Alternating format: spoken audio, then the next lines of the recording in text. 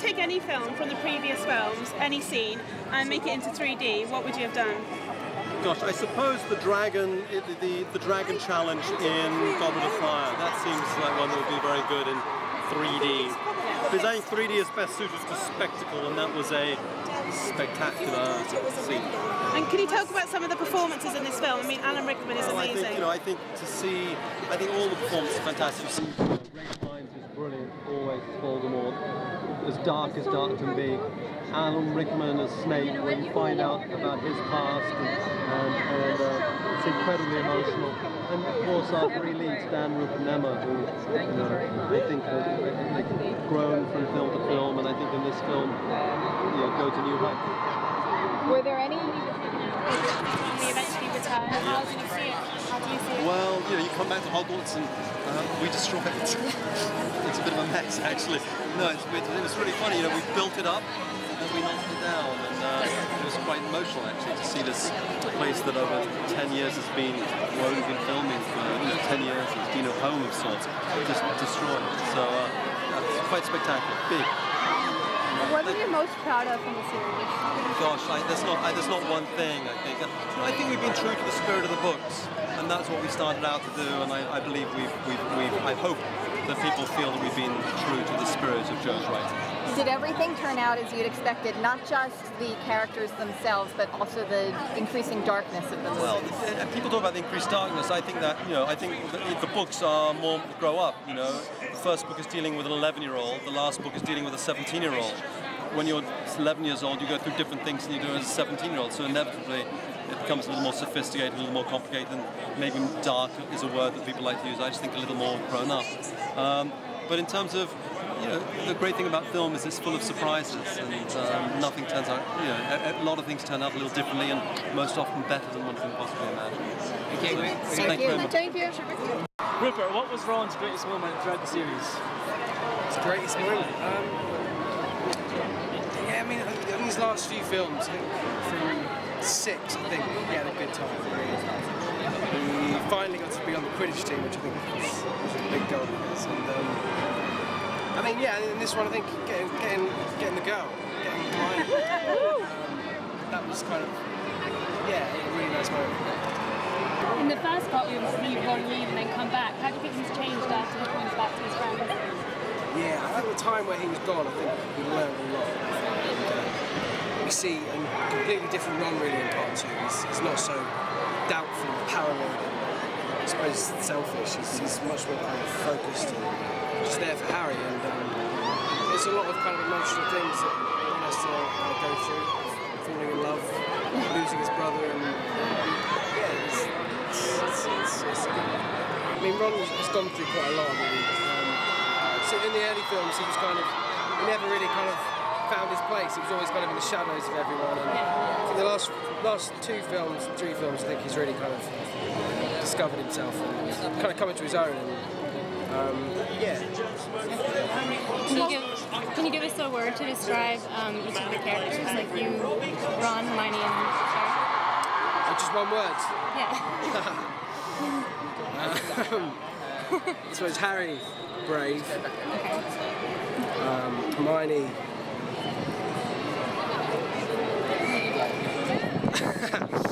very clever. Okay. Ron, perfect. Okay. Yay. What was the last scene you filmed? Did it offer you any closure? I guess it offered me closure. It was the final scene is always pretty dramatic, especially when you've been doing it for 10 years. And I wasn't actually thinking about it being over until today, and now it's getting a bit. So yeah, it was a cool scene to us. Were you excited to come back for the 7th film to do the scene? Well, I only have one scene in the 7th film. I liked it very much. Did that feel? Many children view you as such a fatherly figure. What advice would you have for them? For what? Just for the children. Oh, big word. Don't tell lies. Do you feel like your one scene was closure, or do you feel like that was the last film you were in? Do you feel like the one scene you had in this film was closure, or do you feel like you already had closure? No, I think I've got that closure. I'm a ghost, dead. What will you miss most about Harry Potter, and what will Oh, just the friendship and all the guys. Innocent's friends. Miss. What will you miss? What will you miss? I won't miss sticking the beer. Yes, grouping together. How's it going, guys? Wonderful. Awesome. How's your day been, alright? How's your day been? Pretty anxious to get things going and get here. You know, it's kind of a nervous day, but yeah, it's good to finally be here. It must seem surreal. It is. I've never seen Trafalgar Square like this, that's for sure. And, yeah, lots of exciting faces around it, so I'm trying to take it away. Is it possible that Draco is just the coolest character in the series? He's the what, sorry? The coolest. Oh, undoubtedly. You know, I see there being no competition, really. No, he's a very deliciously horrible guy, and he's great fun to play, so I miss him already for sure. Jason Isaacs was telling us how Draco's character ended up doing some noble and very wonderful things in this film. How do you feel that as a transition from the I initial mean, he feels a bit stronger about it than I do. I mean, you know, Draco definitely has a tricky time in his last couple of years of school. And they're very indecisive moments for him, and hopefully we see that in this last film. We don't really know which side of the fence he wants to be on. What has been your fondest memory of throughout the entire series?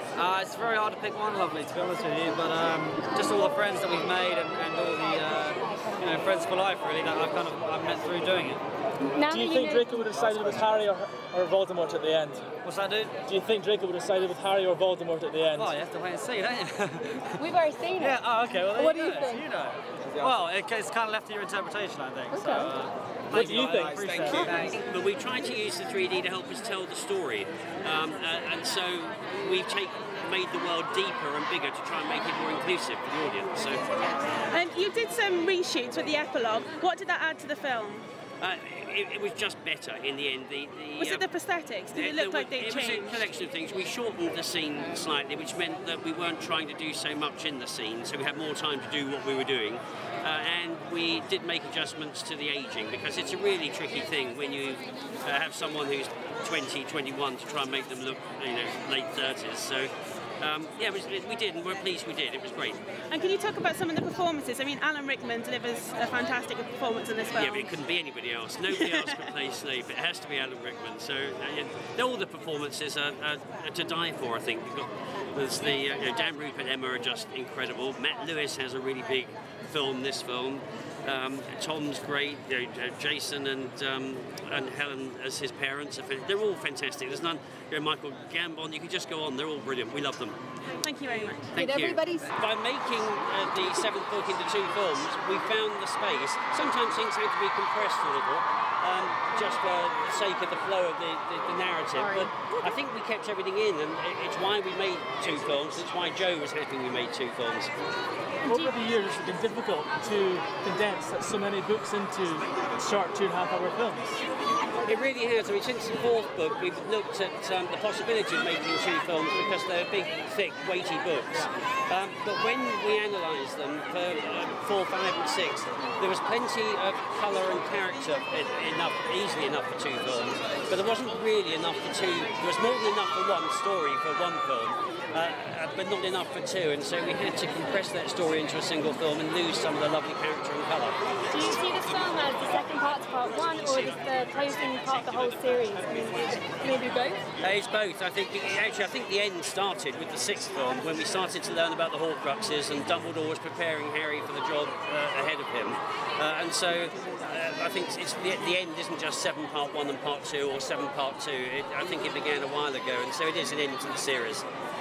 Did everybody's story turn out the way that you had originally expected when you read the first book? Honestly, when I read the first book, I had no idea how their stories were going to pan out. And, right the way up to reading the 7th book, I didn't know who was going to die at the end. Because you could say, oh, well, it won't be him because of, or it won't be him because of. So it was a mystery to us, as much a mystery to us as it was to you. We didn't find out till Saturday morning, when the book was first published. That was the first we knew. Thank you. Thanks. Lovely to see you all. Drastically, obviously she starts as a shy younger sister that's very much I connected with when I was younger, and she grows into herself and she becomes a lot more confident, and then obviously the whole relationship with Harry and her begin, and romance really blossoms. So for me it was just really exciting, and I think for all of us, as we grew up as ourselves, our characters did too, so we were able to feed that in. What would you say? Sorry. What would you say is the overriding Harry Potter, I think it's that, you know, for Harry, he is the true best friend that everyone loves, and that hero that people look up to. You know, he's brave, he's loyal, he's loving, he's kind, and, you know, most importantly, he's a good character. So I think it's, you know, many messages that are in many films, almost condensed into this movie of a child's journey. So yeah. When you first started in the first movie, did you ever think that Ginny would become such an important character? Definitely not. I think no, I think I never knew, and I think for everyone when we read, you know, only the first few books had come out, so no one really knew the fate of their character. So it was exciting as we made the movies and we found out where a character went. But I was pretty shocked when I realised where my character went. Yeah. These are all the fan sizes here. Right. Well, so yeah, I'll go wherever you tell me. So I start at the end? Let's do it. What do you want? Start here. Hello. Start right at the end. Hello. God, this is going to take a while. That's fine. So what do you think was going through Lucius' mind during the final battle? Oh, I just think he sees no future for himself. He's living in denial. He knows there's no place for him next to Voldemort in the future. He knows clearly he's not going to have a place in the world if Harry wins.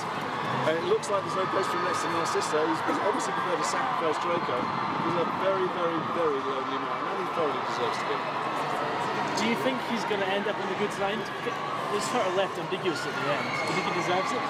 I don't think he deserves anything. He's a completely odious man. I can say that now I'm no longer playing it. He deserves all the terrible things that come his way and much worse too. Was there any point at which you felt sympathy for him? Yeah, I do. I feel sympathy when I play him. He's a man full of terror. He's fear. He's frightened of the future. He's frightened of muggles. He's frightened of being exposed for the narcissist that he is and the child that he is. I mean, all that hatred and bigotry and racism is based on fear and ignorance, and he wants to hold on to how things were, but you can't hold on to how things were. And in fact, they weren't never that good to start with. It was just in the world that he came from, he ruled the roost, and you watch that power being dragged away from him, and it's a very satisfying thing for us, the audience. But it's not very nice for him, and it's painful to do. Did his story turn out where you expected from when you'd started? No, absolutely not. He started out as this unbelievably arrogant, racist pig. And then very slowly, everything that he thought made him who he was stripped away from him. Voldemort came out and saw right through his rampant egomania.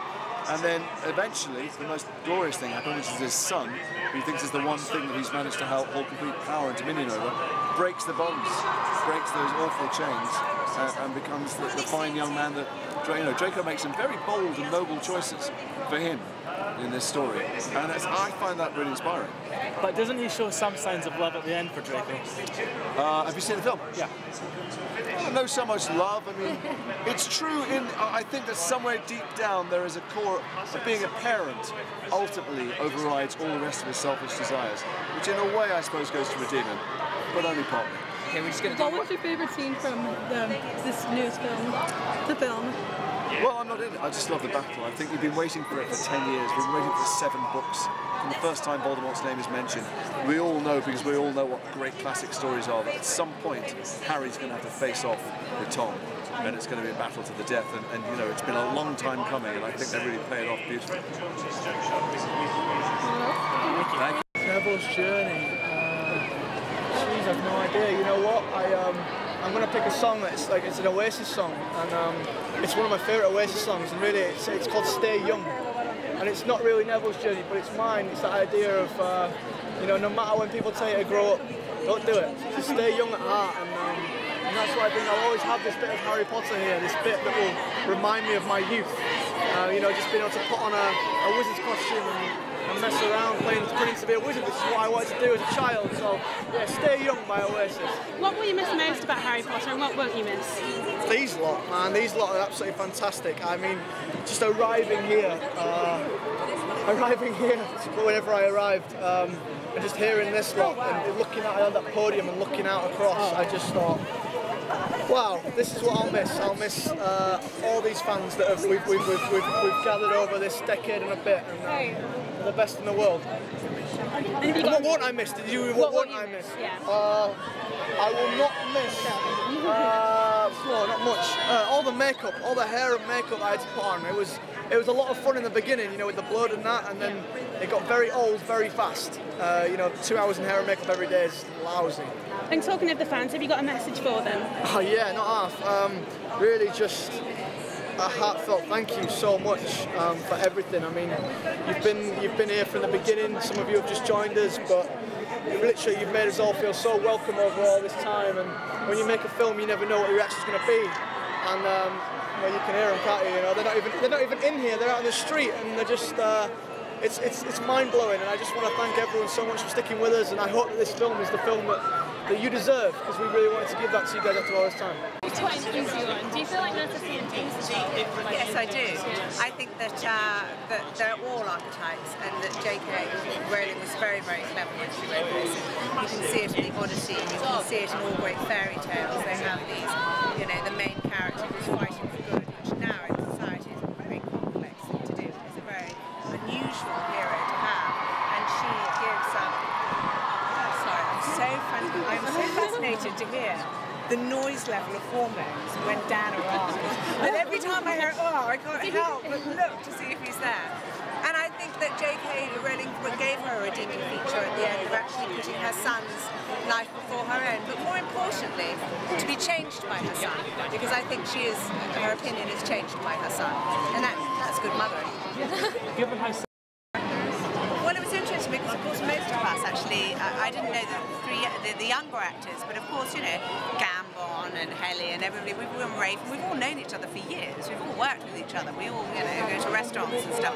So I was really impressed at the way that they conducted themselves and their talent and their interest was still sharp and keen.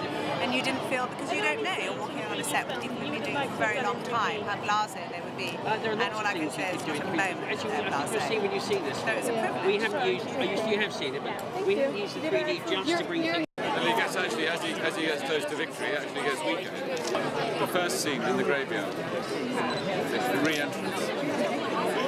Do you think he deserves any sort of redemption? Of course. In the sequel. He comes back. Thanks. How much fun was it filming the big fight scenes at the end? Well, I didn't have to do a great deal of fighting, and a lot of my stunt days are behind me now, I have to say. Would you like to have done more? Yes, but you can't have everything. That's it. Would you like to have had a bigger role in the film since a lot of your character was cut out? No, I think it's sufficient for whatever they have to do. I mean, I haven't seen the final issue yet, obviously, because it's the first time I've seen it. But I was just thrilled to be asked to be in the story at all. It's going to be at the last round. No, I mean, I don't know also how much they've left in from the scene I shot. If it's all in the race people, I hope it's not, because that would be a bit of a bummer. But no, just look very much to see him. Just thrilled just to be asked. It has to be some Michael Gambon's younger brother was in. You were in it and you... I'm Nat. Good to meet you. How are you doing? Have you been waiting a long time as well? Since 2, not as bad as like the Mondays. Yeah. Man, like hours and hours and days. Without a tent apparently. Yeah. Which is morally wrong. Why did they take a tent? How's Tonks in this film? Not so many good things happen to her. No, but you know, it's okay. You don't see much of it, really. The film is just massive. It's absolutely amazing. You're going to love it. What's one of your favourite memories? Well, my favourite memories was playing the rap party with my band, called the Jukebox, and that was amazing. That was definitely my favourite. Oh God. Nobody has liked this question. I don't know. No, that's Yellow by Coldplay. I don't know. The modern age, something ridiculous doesn't make any sense. I'm not sure. I don't know. Okay. Yeah, I don't know. No, that's too difficult. My brain is melting. I don't know what's going on. I'm sorry. That's all right. That's all right. Hey, what's the best answer you got so far? Actually, Jason Isaacs gave a really good answer. My way or something. Yeah, I did it my way. Did you do as much running in this film as you did in the last?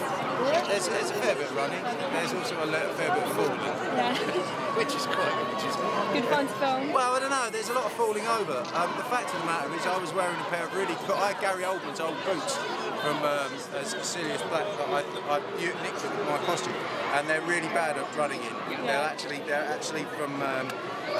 from All Saints. They've got zips in them. And you slip all over the place and fall over a lot. So yeah, they're not perfect for the stunt work, but there was a bit of falling over. There was as much falling over as it was running along. Any injuries? Yeah, good God, yeah. It's quite a big one actually. The bridge collapsed at the wrong time. And, yeah, we we were quite lucky. There's a few, you know, that's sort of part of the course in a film like this. You know, there's a lot of stunts in it. You're always prone to a few accidents. So yeah, there were a few, but they were a really good team. So you know, everything was sort of, it was all my idea. All my idea to look like a cross between Adamant, Paul King, for those of you who can remember him, and maybe a bit of Scabior thrown in there as well. That was the plan. Quite like a treat. It worked. It worked. Thanks very much. Thank you.